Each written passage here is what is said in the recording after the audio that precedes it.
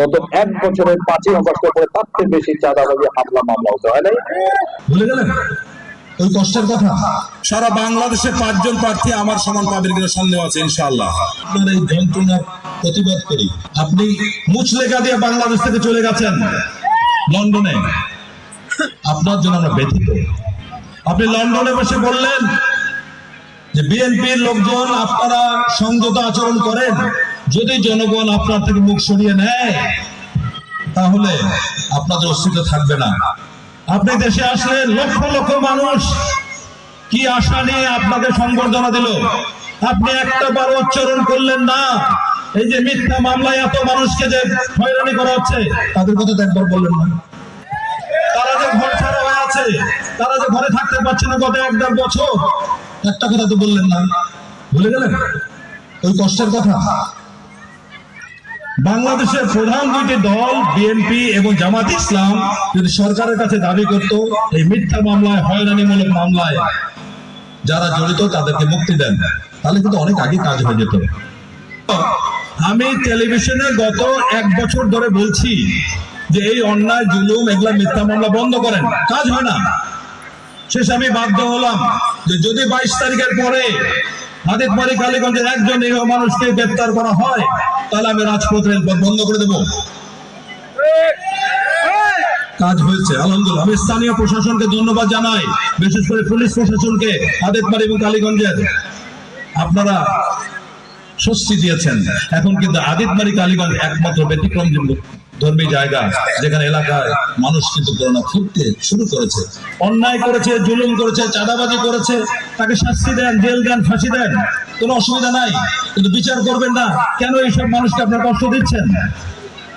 এই গত পরশুদিনও এক হিন্দু মানুষের, একটা গরিব মানুষ, তার বাড়ির থেকে 2টা খাসি ছিল, বের করে নিয়ে যেয়ে কোরবানি করছে, করে ছাল চামড়া ফেলে দিয়ে মাংস নিয়ে চলে গেছেন। আমি বললাম যে আপনি অভিযোগ করেন? না বাবা, অভিযোগ করবো না। মানে কতটা ভয়ের মধ্যে আপনারা রেখেছেন। গত 54 বছরে বাংলাদেশে যে পরিমাণ চাঁদাবাজি হামলা মামলা হয়েছে, গত 1 বছরের 5ই আগস্টের পরে তার থেকে বেশি চাঁদাবাজি হামলা মামলা হতে হয় নাই।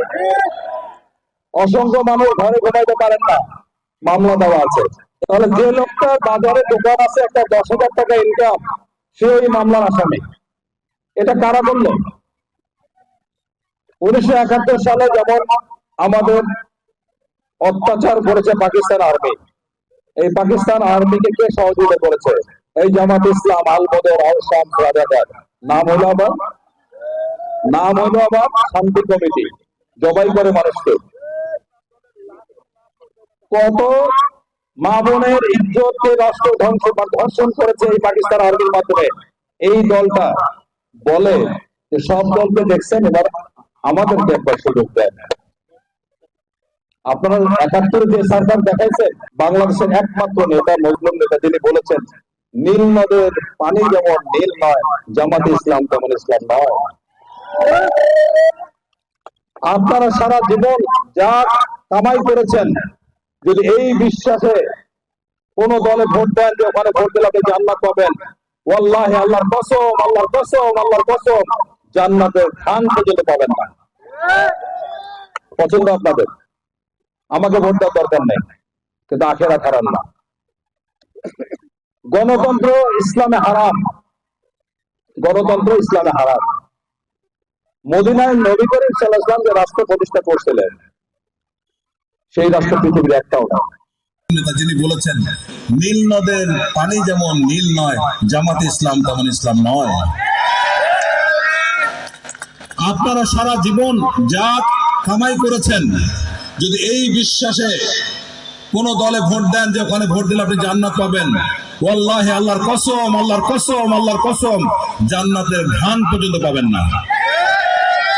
পছন্দ আপনাদের, আমাকে ভোট দেওয়ার দরকার নেই, কিন্তু আখেরাত হারাম না। গণতন্ত্র ইসলামে হারাম, গণতন্ত্র ইসলামে হারাম। মদিনায় নবী করিম সাল্লাল্লাহু আলাইহি ওয়াসাল্লাম যে রাষ্ট্র প্রতিষ্ঠা করছিলেন, সেই রাষ্ট্র পৃথিবীর একটাও নাই। তাহলে এখন প্রশ্ন করবেন যে আপনাদের জনতার দলও কি হারাম? আমি বলছি হ্যাঁ হারাম। তফাতেই আমরা স্বীকার করি, আর যারা স্বীকার করে না তাদের নাম কি হবে তাকে বলেন। অহংকার হলো আল্লাহর চাদর, এই চাদর দিয়ে টান নাও কখনো পছন্দ করবেন না। মুয়াজ রাদিয়াল্লাহু আনহুকে একবার নবী সাল্লাল্লাহু আলাইহি ওয়াসাল্লাম উঠে যাচ্ছিলেন, 3 বার ডাকলেন, হে মুয়াজ, হে মুয়াজ, হে মুয়াজ। উনি বলছেন, আল্লাহ রাসূল শুনতে পাচ্ছি, আমি কি তোমাকে একটা খবর দেব, সুসংবাদ দেব? কি বলেন? তখন বলে, যদি কেউ শিরক না করে সে অবশ্যই জান্নাতে যাবে। দোজখ বেহেশতের মালিক কে? সার্বভৌম ক্ষমতার মালিক কে? এখানে সার্বক্ষমতার মালিক জামাত ইসলাম জনগণকে মেনে নিয়েছে। তাহলে মুখে একটা কথা বলেন, অন্তরে আরেকটা। এটা কার লক্ষণ? দ্বিতীয়ত হলো, নারী নেতৃত্ব ইসলামে হারাম করা হয়েছে। জামাত ইসলাম ক্ষমতায় যাওয়ার জন্য কখনো হাসিনার কোলে, কখনো খালেদার কোলে, কোলের শিশু দুলতে আছে। সুদকে হারাম করা হয়েছে, সূরা নিসাতে এটা কঠোরভাবে বলা হয়েছে, আপনারা জানেন। একমাত্র হালাল সুদ হলো ইসলামিক ব্যাংক, কারণ এটা জামাত ইসলামের ব্যাংক। এখন ঠেলা সামলাম। কিছুদিন আগে জামাত ইসলাম থেকে যখন ইসলামিক শাসনতন্ত্র আন্দোলন বের হয়ে গেল, তখন বলল যে জামাত ইসলাম আমরা শরিয়া আইন কায়েম করবো না। তাহলে একে মুনাফিক বলে, ও ওকে মুনাফিক বলে, তোমরাই সামলান কায়েম মুনাফিক।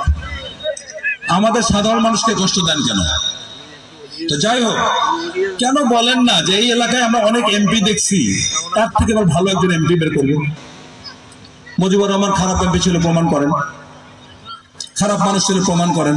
আমাদের বাড়িতে গিয়ে আমার বাবা মা কাগজ ছেড়ে ফেলছে, টাকা নিয়ে চাকরি দেয় নাই, গলা ধাক্কা দিছে, একটা গল্প বলেন তো দেখি। বলতে পারবেন না, সেটা কিন্তু বলে না। সব এমপি দেখা শেষ, এবার আমরা নতুন এমপি তৈরি করতে চাই।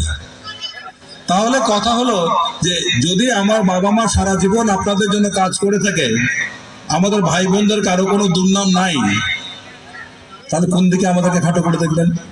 সারা বাংলাদেশে 5 জন প্রার্থী আমার সমান পাবেন কিনা সন্দেহ আছে, ইনশাআল্লাহ।